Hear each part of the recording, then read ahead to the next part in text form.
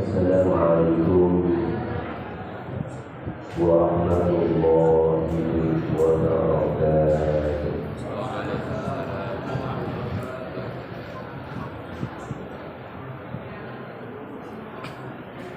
Ala man rawana wa ala man rawana ala al-rasulihim wa ala man rawana min muhammad rasul sallallahu alaihi wasallam wa sallallahu alaihi wasallam.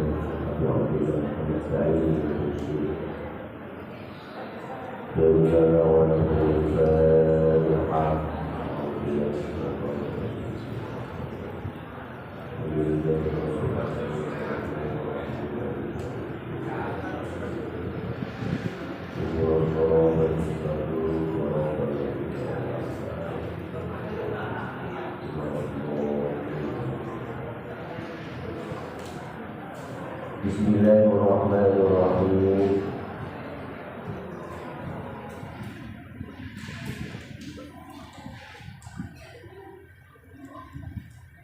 Bismillahirrahmanirrahim. Wassalatu wassalamu ala rasulillah Sayyidina Muhammadin ibn Abdillah wa ala alihi wa sahbihi wa man walah. Wa la hawla wa la quwwata illa billah. Subhanaka la ilma lana illa ma 'allamtana innaka antal 'alimul hakim. Rabbi shrah li sadri wa yassir li amri wahlul 'uqdatam min lisani yafqahu qawli. Fasaddid lisani wahlul 'uqdatam min lisani yafqahu qawli. Sallallahu alaihi wasallam. Ashabul qurama wal mubarak qurani walaupun awal satu kelewat. Dan insya Allah boleh langgar di hal-hal kita akan melawan insya Allah. Allah pribadi kalian keluarga kembali pada kesempatan juga pergerakan anti para murid semacam dengan sekolah menjadi rangkuman dari panjenengan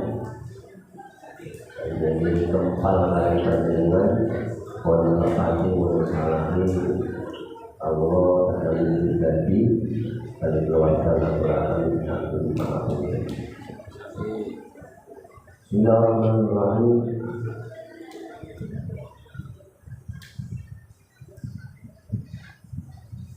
Di edisi melanjutkan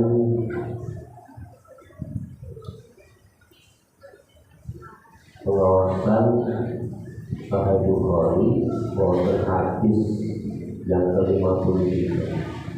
Babu azabul khusi minal iman. Itu ada terusnya. Kalau dari saya mula-mula mulai dari untuk ada tulisannya kalau puasa ini dari habiban ini misalnya itu berisi dengan dua problem dan betul-betul share dengan betul-betul kita ada yang jadi kalau share nanti dengan kok itu apa yang kita buat. Bismillahirrahmanirrahim. Babun azabul khusi minal iman. Ini adalah bab yang menerangkan bahwa azabul khumus menunaikan atau membayarkan 1/5 dari harta rampasan yang diperoleh, yang khumus 1/5 dari harta rampasan yang diperoleh dari perang. Itu minal iman adalah sebagian dari iman. Jadi para hadirin hadirat rahimakumullah, di antara kekhususan karakteristik umat Kanjeng Nabi Muhammad sallallahu alaihi wasallam dibandingkan umat saderengipun Kanjeng Rasul, itu dihalalkan untuk umat Kanjeng Nabi Muhammad mengambil hasil rampasan perang. Dan ini hukum ini berlaku hanya di umat Kanjeng Nabi Muhammad. Sebelumnya mengenal salah. Ketika di umat-umat sebelum Kanjeng Nabi Muhammad kok terjadi perang, nah maka tidak dibenarkan umat Nabi siapapun itu untuk mengambil hasil rampasan. Tapi kalian umat Kanjeng Nabi dan khusus untuk umat Kanjeng. Nah, tetapi diberikan aturan ini seperlima dari hasil rampasan perang lalu itu diberikan kepada Baitul Mal yang kemudian didistribusikan kepada orang-orang yang berhak untuk menerima, termasuk keluarga dzurriyyah saking Rasulullah Shallallahu Alaihi Wasallam. Ini orang-orang yang termasuk berhak menerima al-khumus seperlima dari harta rampasan perang yang diberikan kepada Baitul. Makanya kalau panjenengan sekalian nanti kami bahas masalah zakat itu ahlul bait dzurriyyah Rasulullah tidak boleh menerima zakat karena sudah ada bagian dari Baitul Mal itu al-khumus seperti itu. Walaupun dalam prakteknya ulama juga berbeda pendapat. Ternyata di lapangan yang terjadi ahlul bait dzurriyyah yang belum tahu menerima seperti mana karena tidak ada Baitul Mal, tidak jalan dengan itu. Maka ada pendapat ulama yang membolehkan zakat itu didistribusikan, diberikan kepada ahlul bait. Tinggal ahlul bait mau misalnya kerso monggo ya boten nggih. Boten tidak buat ibu lawan tinggal sebagai mukadimah bahasan al-khumus itu seperlima itu. Nah ini bab ini menerangkan bahwa ada khumus. Seorang muslim yang membayarkan seperlima dari hasil rampasan perang adalah termasuk bagian dari keimanan. Artinya iman itu tidak bisa dipisahkan dari amal, dari perbuatan. Jadi iman bukan hanya terletak di hati saja, tidak hanya tidak bisa dilihat kasat mata saja, tapi juga amal, perbuatan, tindakan itu juga bagian dari iman. Makanya ketika bahas Islam dan iman ini hampir sama sebenarnya. Islam itu iman, iman itu Islam. Maka di sini kalian Bukhari yang difokuskan masalah ini untuk mengkanter kelompok-kelompok yang menyatakan bahwa iman cukup hanya ada di hati, tidak usah dipertontonkan, ditunjukkan dari perbuatan. Hadis yang ke-53, haddatsana Ali bin Ja'd qala akhbarana Syu'bah an Abi Jamrah qala kuntu aq'udu ma'a Ibn Abbas yujlisuni ala saririhi faqala aqim 'indi hatta aj'ala laka sahman min mali fa'aqamtu ma'ahu shahrayn ثم قال إن وفد عبد القيس لما أتوا النبي صلى الله عليه وسلم قال من القوم أو من الوفد قالوا ربيعة قال مرحبا بالقوم أو بالوفد غير خزايا ولا ندامة فقال يا رسول الله إنا لا نستطيع أن نأتيك إلا في الشهر الحرام وبيننا وبينك هذا الحي من كفار مضر فمرنا بأمر فصل nukhbiru bihi man wara'ana wa nadkhulu bihi jannata. Haddatsana telah menyampaikan hadis kepada kami Ali bin Ja'ad, beliau berkata akhbar Syu'bah telah menyampaikan hadis kepada kami Syu'bah an Abi Jamrah. Saya terima hadis dari Abi Jamrah. Abi Jamrah berkata kuntu amrudu. Abi Jamrah ini wonten para ulama ahli hadis termasuk sahabat, termasuk sahabat. Wonten dimana wonten tabi'in. Jadi ada perbedaan.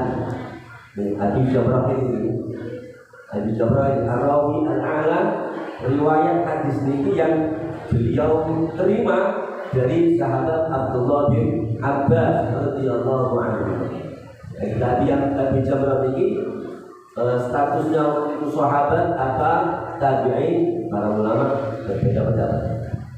Tapi yang jelas Abi Jamrah mengatakan kuntu aku pernah duduk bersama sahabat Abdullah bin Abbas radhiyallahu anhu.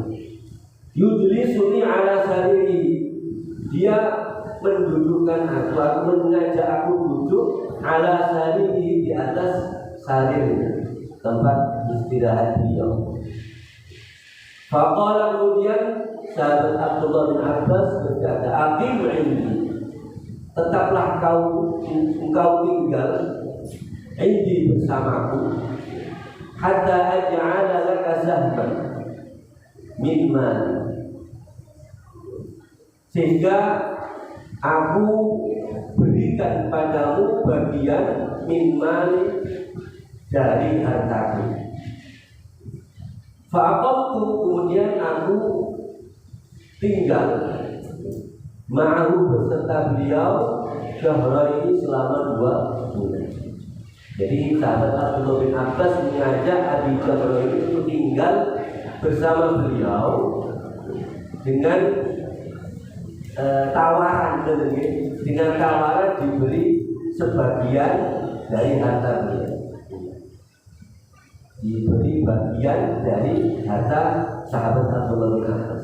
Menurut keterangan beberapa kitab syarah dari Sahih Bukhari, karena sahabat Abi Jamrah ini itu mempunyai keahlian, kemampuan berbahasa Persia, dan ini membantu saat itu dengan dakwah yang disampaikan oleh sahabat Abdullah bin Abbas radhiyallahu anhu untuk menerjemahkan, translate bahasa Arab ke Persia. Nah, dengan dasar nanti tak beri upah, tak beri bagian dari harta, bisa beri upah.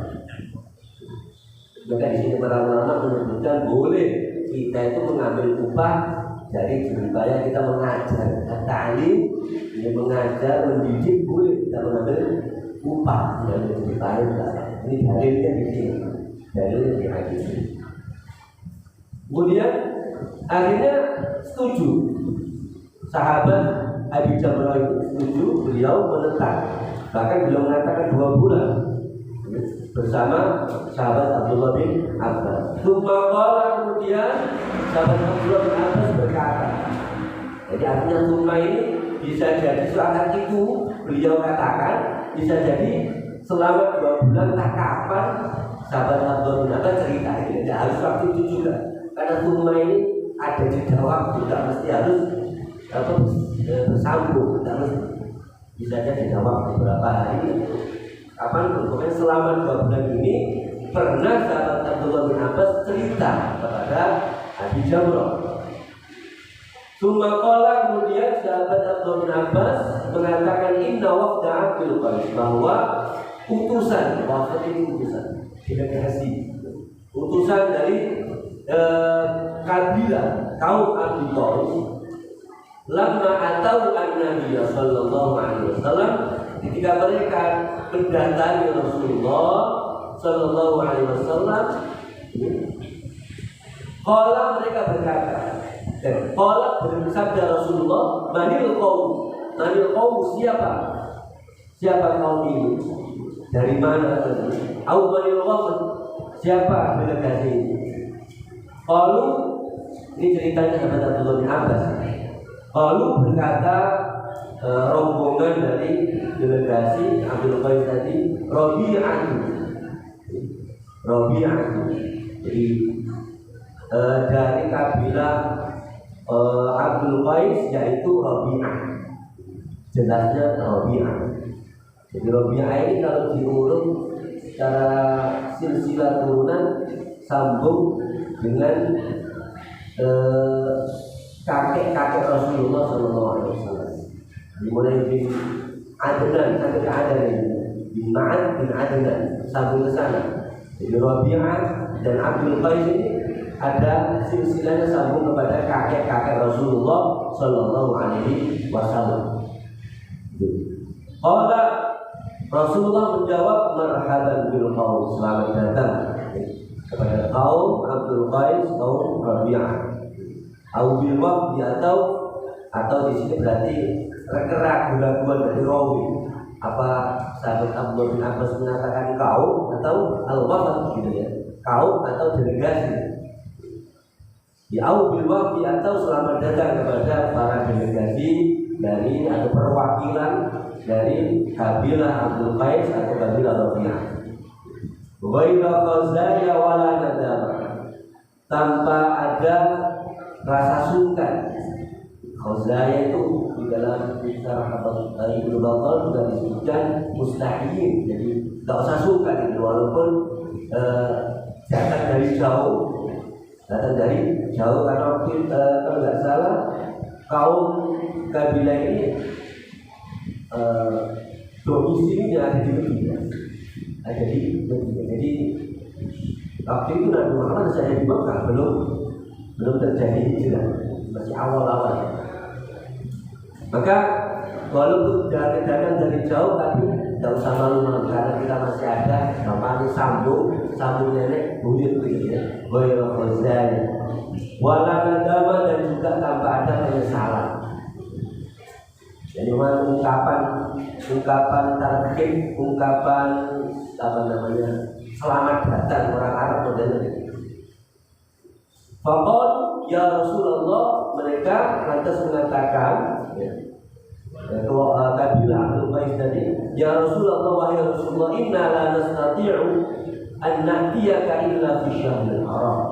Sesungguhnya kami tidak bisa sering-sering datang kepada panjenengan illa fi syahril haram, kecuali pada bulan haram.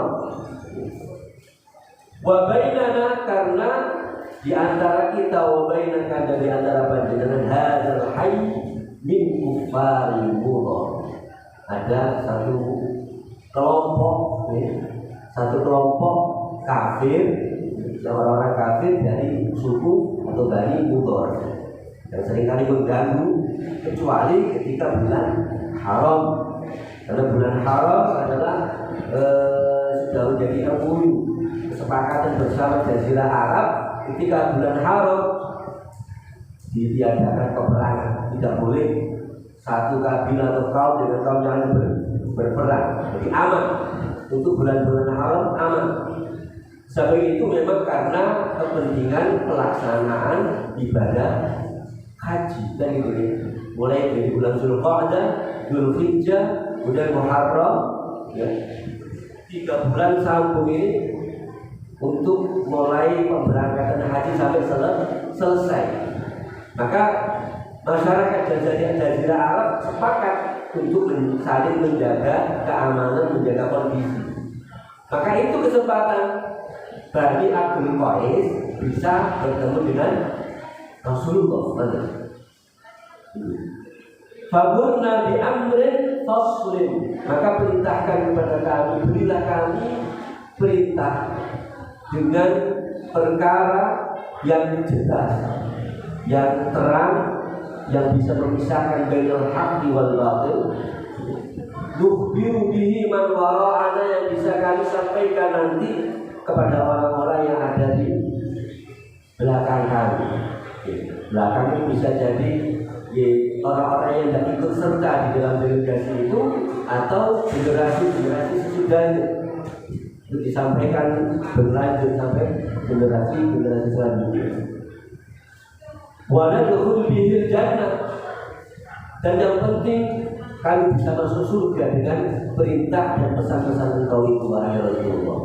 Ini permohonan dari kabilah Abdul Qais kepada Rasulullah untuk diberikan wasiat, pesan-pesan perintah yang bisa disampaikan kepada penduduk-penduduk atau masyarakat bagi Qais yang tidak ikut, dan juga menjadikan mereka untuk bisa masuk surga. Wasa'aluhu 'anil asybab, wasa'aluhu, kemudian mereka bertanya kepada Rasulullah 'anil asybab, mengenai bermacam-macam minuman. Fa'amarahum bi'arba'in, fa'amarahum, kemudian Rasulullah memerintah kepada mereka bi'arba'in, dengan 4 perkara. Wa nahahum 'an arba'in, dan melarang mereka juga dari 4 perkara. Jadi memang sering Rasulullah membuat metode seperti ini juga memudahkan penyampaian itu. Bagaimana penyampaian beliau mudah diingat, mudah diterima. Jadi 4 hal diperintah dan 4 hal yang dilarang. Fa'amaruhum bil arba'in, amarahum, Nabi Muhammad memerintahkan mereka bil imani, dengan beriman kepada Allah wahdahu, yang Maha Esa. Qala, Rasulullah bersabda, atadruna mal iman, apakah kalian mengerti apa iman itu? Atadruna mal iman billahi wahdahu, apakah kalian mengerti apa yang dimaksud dengan iman kepada Allah yang Maha Esa? Qalu Allah wa Rasulullah, mereka mengatakan Allah dan Rasulullah yang lebih mengetahui. Allah, Rasulullah menjawab, syahadatu an la ilaha illallah wa anna Muhammadar Rasulullah, yaitu kesaksian bahwa tidak ada Tuhan selain Allah dan bahwa Muhammad adalah utusan Allah. Wa iqamus sholati, kemudian perintah untuk menjalankan sholat. Wa ita'uz zakati, dan menunaikan zakat. Wa shiyam Ramadan, kemudian berpuasa di bulan Ramadan. Wa an tu'tu minal maghnami al-khumusa, dan dalam kalian memberikan dari harta rampasan al-khumus 1/5. Jadi ini 5 poin saja, ini 5 poin yang disebutkan oleh Rasulullah SAW. Padahal di awal tadi Rasulullah bersabda 4 hal yang diperintah.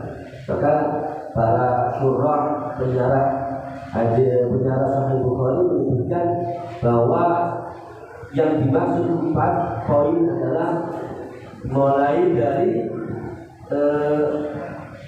syahadat an la ilaha illallah wa iqamus shalah wa ita'uz zakat wa shaum Ramadan wa an tu'tu minal maghnam al-khumus. Jadi yang terhitung hanya mulai dari wa iqamus shalah wa ita'uz zakat wa shiyam Ramadan, kemudian memberikan 1/5 dari harta rampasan. Sedangkan syahadat bagian dari al-iman billahi wahdah tidak dihitung, karena al-wafd, delegasi yang datang dari Bani Abdul Qais tadi, mereka semua sudah beriman. Jadi poin pertama tidak dianggap benar. Jadi walaupun kelihatannya 5, cuma yang nomor satu tidak dianggap, karena mereka sudah beriman. Jadi kelanjutannya saja baru dihitung. Jadi artinya kanjeng Nabi gak suloyo, tetap tepat gitu. Walaupun yang disampaikan di 5, karena nggak bisa dipisah, Nah, kemudian mengapa di sini ada tambahan wa antu'tu minal maghnam al-khumus? Jadi biasa Rasulullah Shallallahu Alaihi Wasallam ketika menyampaikan sebuah hadis, sebuah sabda itu disesuaikan dengan objek yang diajak bicara, disesuaikan dengan kondisi orang yang diajak bicara. Karena Bani Abdul Qais ini terkenal dengan pejuang-pejuang. Jadi Bani Abdul Qais terkenal dengan pejuang-pejuang. Jadi mereka seringkali berperang seringkali. Maka di situ ada banyak al-khumus yang harus mereka berikan, mereka bayarkan. Maka disampaikan oleh Rasulullah, wa antu'tu minal baghdina al-khumusnain. Namun apa disebutkan masalah haji di sana? Karena saat itu belum ada kewajiban haji, masih awal, belum ada kewajiban haji. Sudah. Wa nahahu an arba'in. Lantas Rasulullah melarang mereka an arba'in dari 4 hal. Yang keempat-empatnya ini berkaitan dengan asyribah, minuman. Karena mereka dari awal meminta konsultasi masalah minuman tadi. Jadi ada Rasulullah dijawab, yang pertama anil hantam, dilarang oleh Rasulullah dari al-hantam. Al-hantam ini di dalam catatan kaki dari kitab Sahih Bukhari ini ada al-hantam adalah jarar kanat tu'malu bil dini wa sya'ri wa dami. Jadi arak, kalau yang saya bisa lihat di kamus atau film, kalau saya bisa mencari itu mana boleh maknanya hantam itu apa ini nggak ketemu. Saya cari di kitab-kitab, jadi cuma keterangan bahasa Arabnya juga sulit dicerna. Kalau saya buka kitab atau film, di situ diterjemahkan hantam adalah arak yang dimasukkan ke guci. Arak yang dimasukkan ke guci. Nah, zaman itu memang jadi kalau kita sama-sama tahu ya, proses pengharaman khamr pun tidak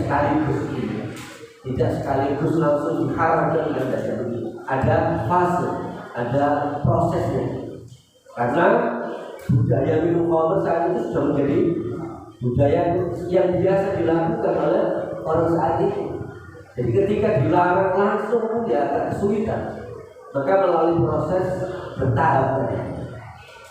Maka di antara disampaikan Rasulullah masalah ini al-hantam.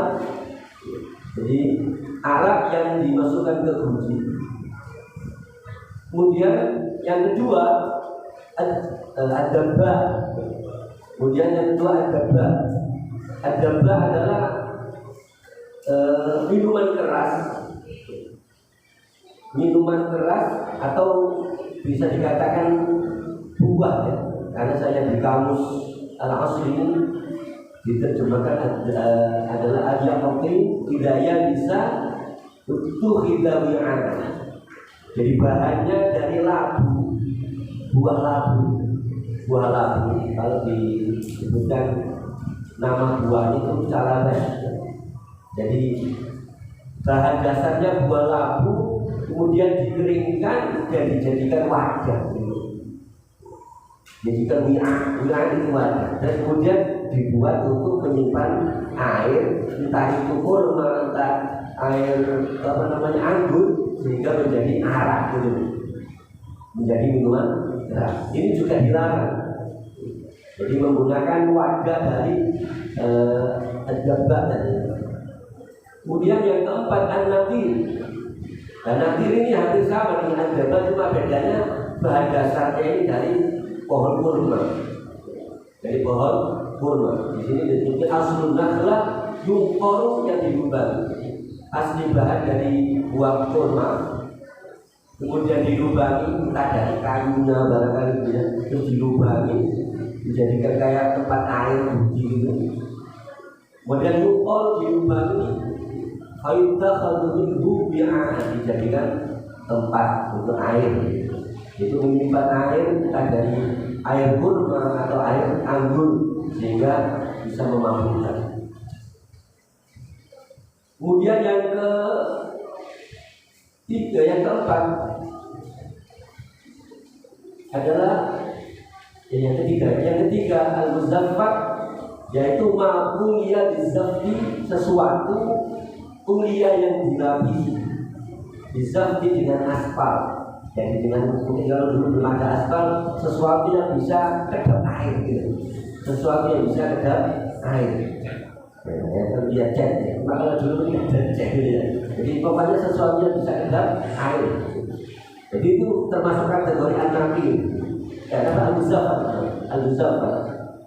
Kemudian yang keempat, al-muqir ma'ulia bil-qor. Ada sama juga. Yaitu sesuatu yang dilapisi dengan alkohol, itu secara di kamus ya aspal, ya kedap air juga. Tapi saya kira ya mungkin ada bedanya di zaman itu, mungkin ada bedanya. Tapi ya mohon maaf, saya pribadi tidak bisa menemukan zaman tentang makna perkata dari kata-kata ini. Walhasil tujuan Rasulullah mengingatkan Bani Abdul Qayyim tentang melarang 4 minuman atau 4 tempat minuman tadi itu karena keempat-empatnya sangat cepat reaksinya untuk bisa memabukkan. Itu saja alasan dari para pensyarah Sahih Bukhari, alasannya ini karena keempat-empatnya cepat reaksinya untuk memabukkan, sehingga dilarang oleh Rasulullah Shallallahu Alaihi Wasallam. Walaupun di syarah juga disebut ada Imam Nawawi sendiri mengatakan bahwa ini sudah dinasah. Imam Nawawi, tapi Imam Malik dan Imam Hanafi menyatakan enggak, masih tetap berlaku. Jadi masih ada khilaf di sana. Ya, walhasil intinya hukum asli yang kullu muskirin haram, begitu ya. Setiap sesuatu yang memabukkan haram, qaliluhu wa kathiruhu, begitu. Itu hukum asal. Sudah. Jadi itu penjelasan sedikit mengenai hadis Sahih Bukhari yang ke-53 tentang ada al-khumus minal iman, menyampaikan membayar 1/5 dari harta rampasan adalah bagian dari keimanan. Jadi karena ini masih terkait dengan kitabul iman. Jadi napa bilang itu tetap sama dengan